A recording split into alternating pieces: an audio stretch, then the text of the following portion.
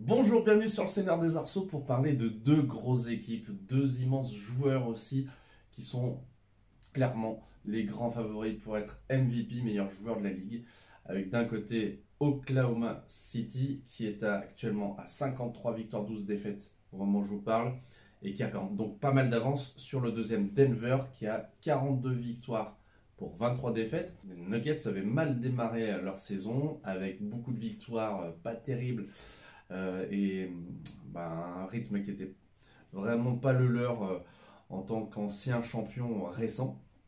Et de l'autre côté, le Thunder ne fait que confirmer son excellente saison, puisque l'an dernier, ils avaient fini aussi premier de la conférence Ouest.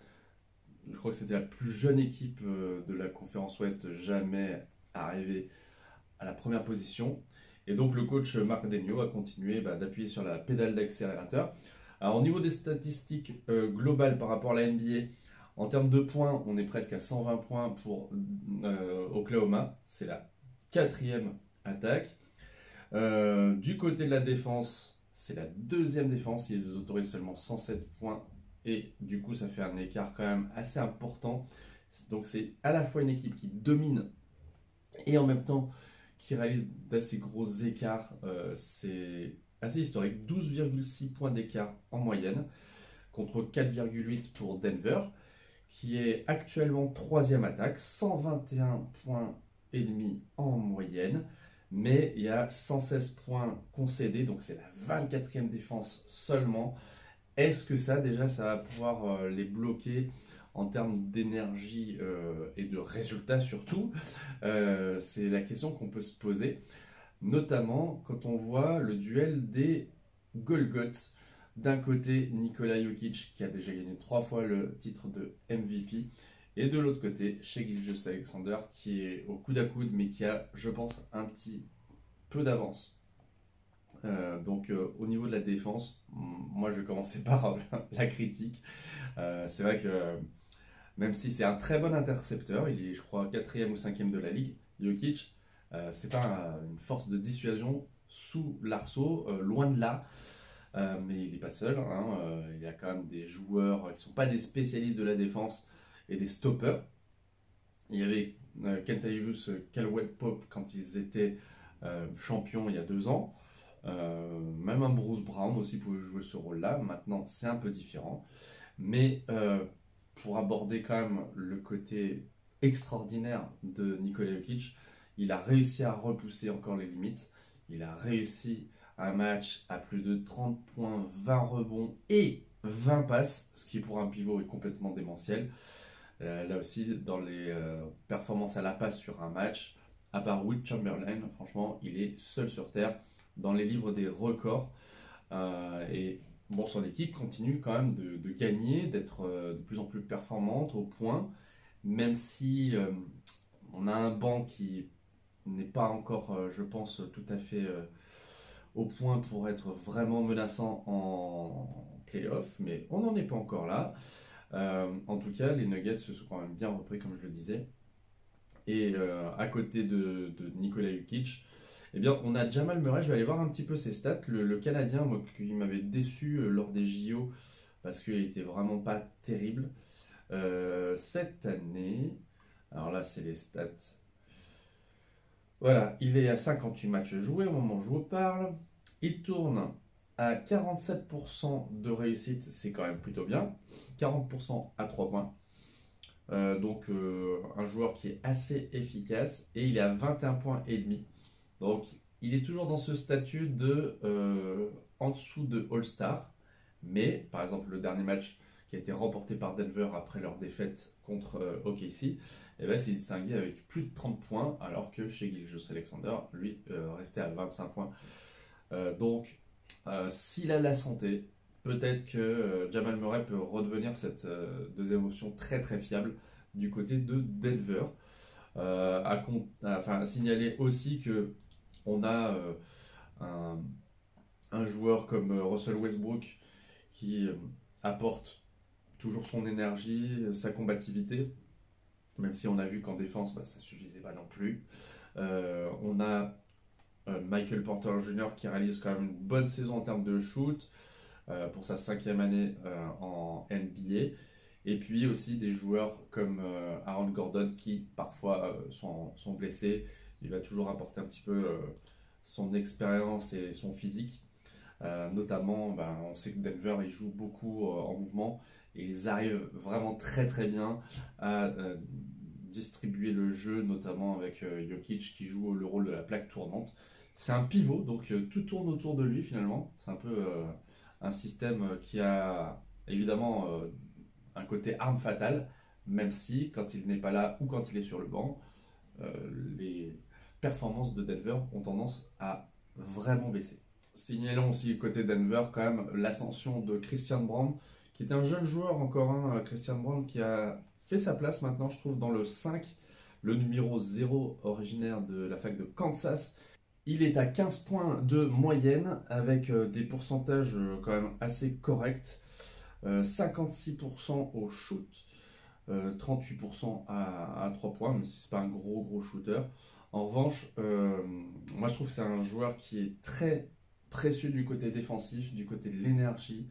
Il est un très bon finisseur et assez aérien. Il est capable de décoller et de mettre des dunks assez impressionnants.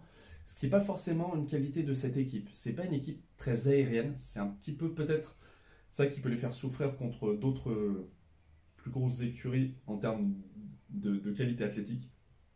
Mais voilà, c'est Nuggets. Ils sont toujours là un peu en embuscade.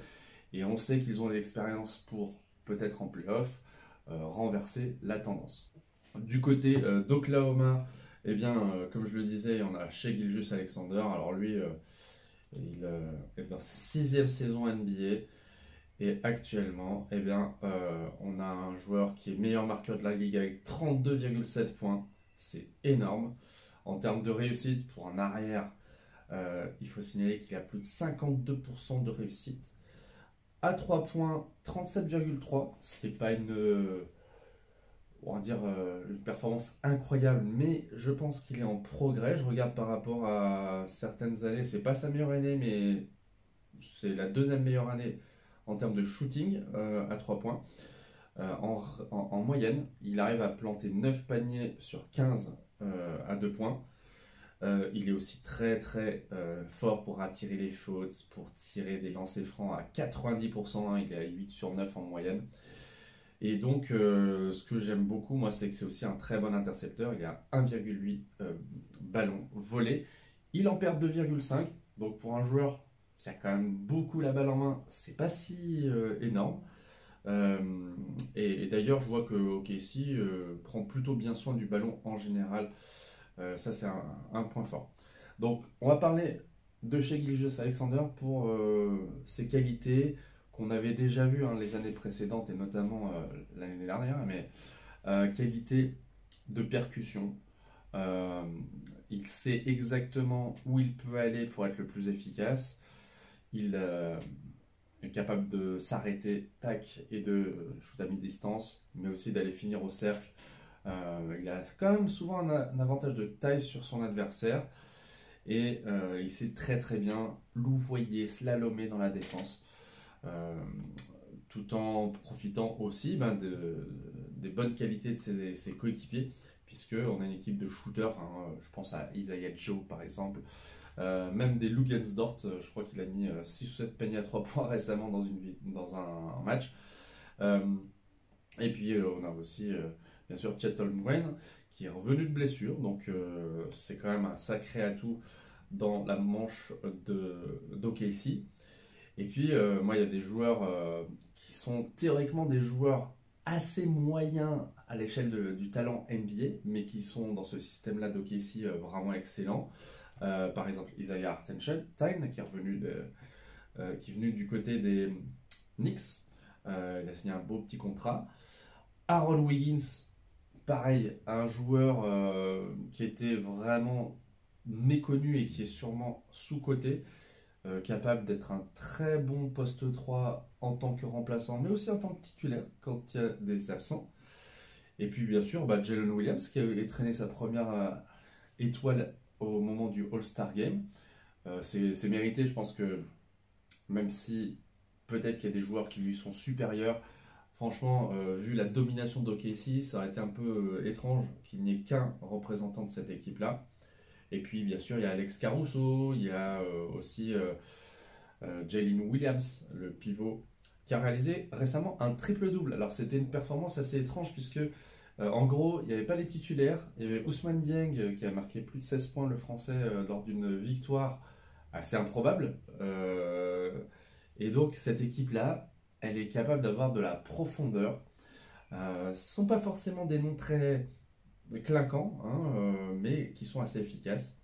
AJ Mitchell, je crois le Belge qui s'est blessé mais qui a fait de bons débuts en NBA. Donc ces deux équipes-là, elles dominent la conférence Ouest. Elles sont capables d'être à la fin de l'année récompensées d'une bague de champion. Il y en aura peut-être une des deux, mais on sait aussi qu'en face, il y a les Celtics et il y a les Cavaliers aussi qui ont énormément gagné cette année.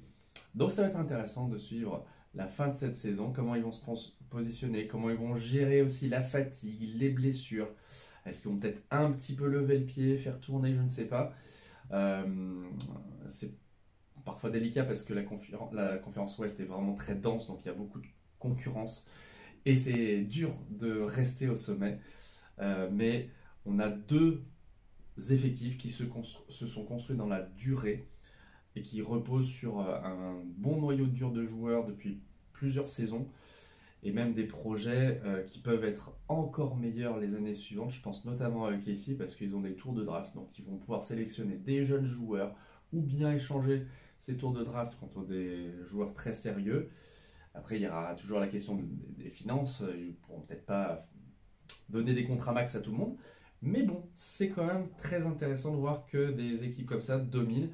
Ce ne sont pas forcément les plus glamour, les plus médiatiques, mais elles imposent le respect.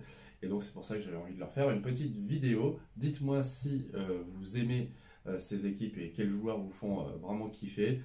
Moi, j'admire autant le jeu d'un Shai qui est capable, comme je le disais, de trouver la cible et d'être extrêmement régulier en termes de points. Depuis Michael Jordan, on n'avait pas vu de joueur capable de mettre plus de 40 fois 30 points dans la même saison. Bah lui, c'est devenu la routine. Et à côté de ça, eh bien, on a Nikola Jokic qui empile les triples-doubles, qui bat les records, qui joue à son meilleur niveau d'après ce qu'il vient de déclarer récemment après les matchs face à OKC. Et ce que j'aime beaucoup, moi, c'est sa modestie. C'est pas un joueur qui va se perdre en déclarations fracassantes. Il a dit que bon, il sentait qu'il était à son meilleur niveau, mais que c'était pas, voilà, comment dire, une obsession d'être MVP de nouveau. Il sait que ça ne lui appartient pas complètement. Et moi, c'est vrai que je voterais plutôt pour Shai si j'avais le droit de vote comme certains journalistes. Mais vraiment, je suis extrêmement impressionné. Puis pour l'avoir vu quelques fois au JO et juste avant en préparation, sur le terrain, il y a une régularité, une constance, que ce soit en équipe nationale ou là, avec les Nuggets, c'est vraiment un joueur qui redéfinit le basket. Donc c'est ça la marque aussi des plus grands. Merci et à bientôt sur le Seigneur des Arceaux.